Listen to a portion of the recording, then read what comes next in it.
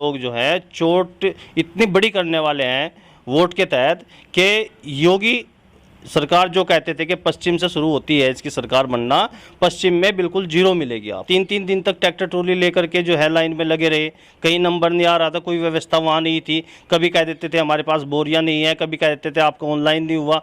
ये सब परेशान तो है किसान, और हुआ कहाँ है? चारों तरफ तो अराजकता फैली हुई है। जो हमारी बहन बेटियाँ हैं उनके साथ जो है अत्याचार किए जा रहे हैं, बलात्कार हो रहे हैं। आप देखिए कहाँ है, बताइए कहाँ गुंडागर्दी समाप्त हुई है? कि आप पहला जो 5 साल का कार्यकाल था माननीय अखिलेश यादव जी का, और जो ये कार्यकाल रहा है अभी तक का 4-4.5 साल का योगी जी का, इन दोनों को आप कंपेयर कीजिए। और माननीय अखिलेश यादव जी को मुख्यमंत्री बनाने को लेकर के हम लोग जनता के बीच में जा रहे हैं और सबको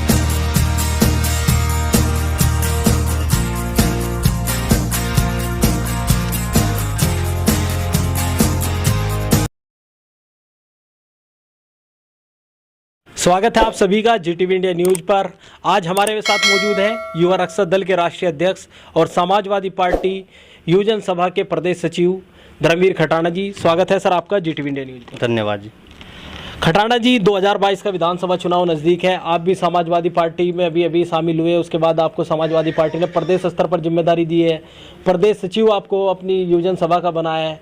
तो आप सहारनपुर जनपद से आपका ताल्लुक है, तो क्या समीकरण 2022 के विधानसभा चुनाव में आप अपने जनपद में देख रहे हैं? हमारे जनपद में समाजवादी पार्टी 7 विधानसभाओं को जीत के आ रही है भारी बहुमत के साथ। मुख्यमंत्री अखिलेश यादव जी दोबारा से फिर मुख्यमंत्री बनने जा रहे हैं और 7 विधानसभाओं में बहुत भारी बहुमत के साथ 7 विधानसभाएं हम लोग जीत के आ रहे हैं। लेकिन चंद महीने पहले ही पंचायत चुनाव हुए, 7 तो जिला पंचायत सदस्य भी आपके 49 जिला पंचायत सदस्यों में से नहीं जीत पाए, 4 जिला पंचायत सदस्य आपके जिले भर में जीत पाए। तो कैसे विधानसभा सीट 7 के साथ आप जीत पाएंगे? क्या समीकरण बदल चुका है सब? हर चुनाव का एक अपना अलग तरीका होता है, अलग मेथड होता है। अब की बार साइकिल का निशान है, जबकि जिला पंचायत के जो चुनाव थे उनमें साइकिल का निशान नहीं था। तो दोनों चुनाव अपने अपनी जगह हैं। यहाँ साइकिल के निशान को लेकर के माननीय अखिलेश यादव जी को मुख्यमंत्री बनाने को लेकर के हम लोग जनता के बीच में जा रहे हैं। और सबको पता है कि जब पिछले बार अखिलेश यादव जी मुख्यमंत्री थे तो उन्होंने जितने सारे बेहतर से बेहतर काम किए हैं, उन कामों को लेकर के हम जनता के बीच में जा रहे हैं। और जनता भी त्रस्त आ चुकी है भाजपा से, तो इसलिए जनता ने भी अपना मन बना लिया है कि दोबारा से मुख्यमंत्री श्री अखिलेश यादव जी को ही बनाना है। आप विकास कार्यों के दम पर चुनाव में जाने की बात कर रहे हैं। जो 2017 का विधानसभा चुनाव था, समाजवादी पार्टी ने विकास के मुद्दे पर ही चुनाव लड़ा था, लेकिन 50 सीट भी नहीं जीत पाई थी प्रदेश में। उसके 2 कारण थे।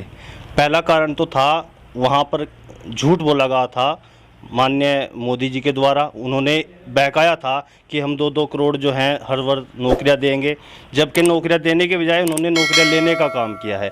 आज बेरोजगारी इतनी बढ़ गई है कि हर युवा बेरोजगार हो चुका है, सड़कों पर धक्के खाता फिर रहा है। कहीं पकौड़े तलने की बात कही जाती है, कहीं उनको व्हाट्सएप के वो गेम खेलने के लिए बोल दे रहे हैं, कहीं कुछ कह रहे हैं, कहीं कुछ कह रहे हैं। तो आज हम लोग जा रहे हैं जनता को बताने के लिए कि आप पहला जो 5 साल का कार्यकाल था माननीय अखिलेश यादव जी का, और जो ये कार्यकाल रहा है अभी तक का 4-4.5 साल का योगी जी का, इन दोनों को आप कंपेयर कीजिए और देखिए कि किसने काम बेहतर किया है। इस चीज़ को लेकर के हम लोग जा रहे हैं। दूसरा एक फैक्टर था, उस समय कहीं हिंदू मुस्लिम कहा गया था, कहीं भारत पाकिस्तान कहा गया था, कहीं भारत चीन कहा गया था। अब जनता समझ चुकी है वो सारी चीज़ें काम नहीं करेगी। अब जनता दोबारा से श्री अखिलेश यादव जी को मुख्यमंत्री बनाएगी। आप कह रहे हैं, लेकिन भारतीय जनता पार्टी दावा कर रही है कि प्रदेश में रिकॉर्ड विकास कार्य उनके द्वारा कराए गए हैं और जनता विकास के नाम पर एक बार फिर योगी आदित्यनाथ को मौका देगी, गुंडागर्दी का खात्मा होगा और 350 प्लस सीट जीतने का भारतीय जनता पार्टी दावा कर रही है। नहीं, गुंडागर्दी का खात्मा हुआ कहाँ है? चारों तरफ तो अराजकता फैली हुई है। जो हमारी बहन बेटियाँ हैं उनके साथ जो है अत्याचार किए जा रहे हैं, बलात्कार हो रहे हैं। आप देखिए कहाँ है, बताइए कहाँ गुंडागर्दी समाप्त हुई है? चारों तरफ तो है। कल ही जो है महंत जी जो है उनका शव जो है फांसी पर लटका मिला है। अब वो भी कहीं ना कहीं संदेहास्पद है। जब इस योगी महाराज जी की सरकार में एक जो संत है हमारे, वही सुरक्षित नहीं है, वही परेशान है, दुखी है, उनके साथ गुंडागर्दी हो रही है, तो आप कैसे कह सकते हैं कि गुंडागर्दी समाप्त हुई है? नहीं। और बेहतर होता यहाँ पे सुरक्षा व्यवस्था अगर अखिलेश यादव जी की दोबारा सरकार आती, क्योंकि अखिलेश यादव जी डायल 100 लेकर के आए थे, उसके कारण हमें बहुत लाभ मिल सकते थे। जब डायल 100 आई तो 10 मिनट के अंदर अंदर हमारे पास जो है डायल 100 पहुँच जाती थी। आज आप कॉल मिलाते रहो, पहले तो कॉल नहीं मिलेगी, अगर कॉल मिल भी गई तो आधा पौन घंटा उसको आने में लगेगा। तो ये सारी व्यवस्थाएं जो अखिलेश यादव जी ने दी थी उनको बेहतर तरीके से भी नहीं चला पाए। हर जगह फैल है सरकार। देश भर में के जो किसान हैं वो कृषि कानूनों को लेकर आंदोलनरत हैं। कहीं ना कहीं अदर जो जिले हैं, आपके पड़ोस के जो जनपद है, उनमें कृषि कानून के जो आंदोलन चला है कृषि कानूनों को लेकर, उसका प्रभाव है। लेकिन सहारनपुर जनपद में ज़मीनी स्तर पर ऐसा कोई प्रभाव देखने को नहीं मिल रहा है। इसकी क्या वजह मानते हैं?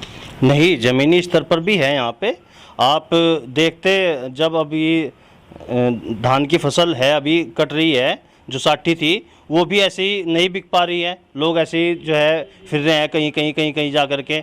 उसके लिए कहीं मंडियों का कोई व्यवस्था नहीं है अच्छे तरीके से, सरकारी कहीं कोई खरीद नहीं हो रही है। इससे पहले गेहूं की जो फसल थी उसमें भी ऐसे ही 3 दिन तक ट्रैक्टर ट्रॉली लेकर के जो है लाइन में लगे रहे। कहीं नंबर नहीं आ रहा था, कोई व्यवस्था वहाँ नहीं थी। कभी कह देते थे हमारे पास बोरियां नहीं है, कभी कह देते थे आपका ऑनलाइन नहीं हुआ। ये सब परेशान तो है किसान। और ये किसान, यहाँ का किसान जो है वो इतना जागरूक है कि वो अपने आप को बिल्कुल पूरा मन बना चुका है। आप जाओ गाँव दर गाँव, देखो उन किसानों की सुनो। वो किसान खेत में भी काम कर रहा है लेकिन बहुत दुखी परेशान है, कर्ज में डूब चुका है किसान। तो आप क्या मानते हैं, क्योंकि आंदोलन को बहुत बड़ा समर्थन सहारनपुर जनपद से नहीं मिला, तो क्या मानते हैं कि यहाँ का जो किसान है वो वोट की चोट से बदला लेगा? नहीं, यहाँ का समर्थन भी मिला है। हम लोग भी यहाँ से सैकड़ों गाड़ियों के साथ जो है वहाँ किसान आंदोलन में गए थे। ऐसा नहीं है कि यहाँ से सहयोग नहीं मिल रहा। यहाँ से अनाज भी गया था, बहुत सारे लोग भी वहाँ से समय समय पर जाते रहे हैं। लेकिन उससे भी ज़्यादा हम लोग जो है चोट इतनी बड़ी करने वाले हैं वोट के तहत कि योगी सरकार जो कहते थे कि पश्चिम से शुरू होती है इसकी सरकार बनना, पश्चिम में बिल्कुल जीरो मिलेगी आपको। आप युवा वर्ग से आते हैं, आपकी पार्टी के राष्ट्रीय अध्यक्ष भी युवा वर्ग से आते हैं और पार्टी ने आपको युवजन सभा में भी प्रदेश सचिव बनाया है। तो युवाओं को जो पार्टी से जोड़ने के लिए आपकी क्या रणनीति है? युवाओं को किस स्तर से आप पार्टी को जोड़ेंगे? देखिए, माननीय अखिलेश यादव जी ने जो हम जैसे युवाओं को, एक मामूली सी कार्यकर्ताओं को प्रदेश सचिव का जो पद दे करके इतना बड़ा सम्मान हमें दिया है, इसके अलावा बहुत सारे युवा साथियों को भी जिम्मेदारियाँ मिली हैं। तो हम लोग, सबसे पहला हमारा यही है कि जो बेरोज़गारी अहम मुद्दा है, बेरोज़गार आज के समय में हो चुका है, उनको हम लोग बताएंगे कि कैसे अखिलेश यादव जी की सरकार में बहुत सारी नौकरियां मिली थी और आज जो बेरोज़गार हैं उनको कैसे आगे भविष्य में जब अखिलेश यादव जी मुख्यमंत्री होंगे तो उनको बहुत सारी 10 लाख नौकरियां अखिलेश यादव जी देने का काम करेंगे। तो ये समाजवादी पार्टी के युवजन सभा के प्रदेश सचिव धर्मवीर खटाना जी हमारे साथ मौजूद थे। इनसे हमने 2022 के विधानसभा चुनाव को लेकर इनकी रणनीति के किस तरह से युवाओं को अपनी पार्टी के पक्ष में लाएंगे और किसान आंदोलन को लेकर समाजवादी पार्टी का क्या स्टैंड है, इसके बारे में चर्चा की।